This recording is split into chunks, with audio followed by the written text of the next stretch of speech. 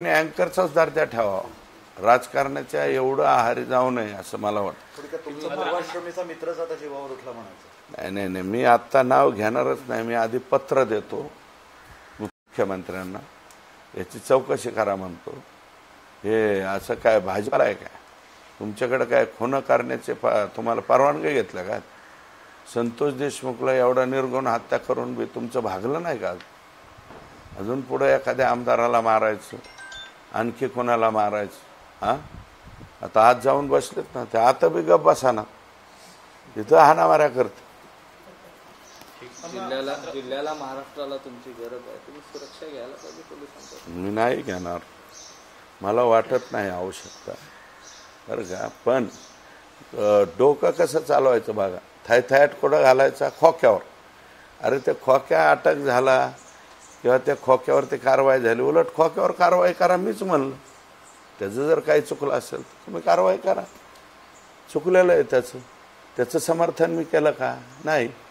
पण मी एवढंच म्हणलं की गरीब समाजातलं आहे ते, सोनं बिनं फेंटेजचं सोनं घालते आणि पैसे त्या दुसरा एक मित्र आहे त्याला कोणी गाडी का देत नव्हतं. मुथूट फायनान्स दुसऱ्याच्या नावावर काढला आणि ते पैसे डॅशबोर्डवर मांडले. आता त्या ज्या समाजाच्या याच्यातले अजून पाहतच झाले नाही, त्यांची काय अवस्था आहे अजून? शेड्यूल ट्राईब आहेत. अरे तुम्ही एखाद्या शेड्यूल ट्राईबच्या मागे किती लागायचं, काय करायचं, त्याचा थायथायट दाखवायचा आणि त्याच्यातून बिष्णोई आणून तिथं हे करायचं, म्हणजे हे किती अक्कलवान लोकांचं काम आहे. जरा ओळखून घ्या असं माझं मत. आपण जर गेले काही दिवस बघितलं तर बीडमध्ये सातत्याने खुनाच्या घटना घडत आहेत. आष्टीमध्ये झाला, त्याच्यानंतर आज अंबाजोगाईमध्ये आष्टीमध्ये विकास बनसोडेचा खून झालेला. त्याच्यानंतर अंबाजोगाईमध्ये देखील खून झाला. पिंपरी गोंबरी ना, नाही आम्ही तर त्याला लगेच अटक करायला लावली. कायदा आणि सुव्यवस्थेचा प्रश्न निर्माण होते, परंतु पोलीस मात्र या सगळ्यात अपयशी ठरताना दिसत. काय असं?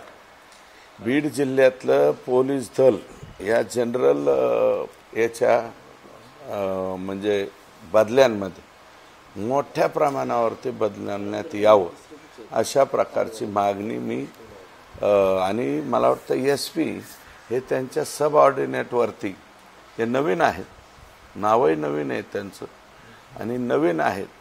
इतक्या नवीन अधिकाऱ्याच्या हातामध्ये हा असला आमचा एवढा खतरनाक जिल्हा कसा काय देण्यात आला काही कळत नाही. स्वतः हेडक्वार्टरला असताना तिथं जेलमध्ये हाणामाऱ्या होतात. आणि आत्ता अंबाजोगाईला एक खून झाला म्हणतात. व्हिडिओ तयार करून मशिदीची घटना घडली, जे अर्धमसलेची, त्याचाही व्हिडिओ काढला आहे पाठ्यांनी.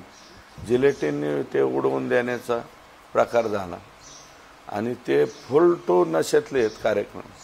त्याला काय कोणी त्याच्या पाठीमागे नाही, काय नाही, पण फुल तरार असलेली लोक, त्यांनी तो उद्योग केला. अंबाजोगाईला खून झाला, परवा परळीला देशमुखचा खून झाला ना, डोक्यातच शिरसाळ्याला. आणि मग तिथला जो तो दैफळे का काय नावाचा अधिकारी, त्याच्यावरती मी टीका केली, भास्कर केंद्रेवर केली, काही ठराविक सचिन सानप यांच्यावरती केली. आत्तापर्यंत SPने केलं काय?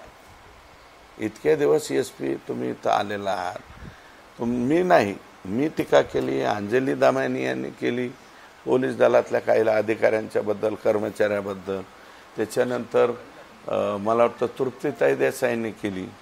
अजून जो कोणी बीड जिल्ह्याच्या या खून प्रकरणावर बोलतो त्यांनीसुद्धा पोलिसांचे नावं घेतली.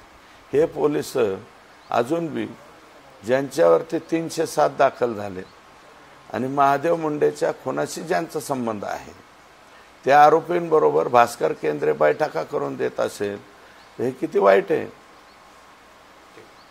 संतोष देशमुख यांचा खून होण्यापूर्वी एका महिलेकडून बलात्काराच्या गुन्ह्यामध्ये त्यांना गोवण्यात येणार होतं अशी माहिती आली होती आणि त्या महिलेचा मृतदेह आहे कळंब इथं सापडलेला आहे.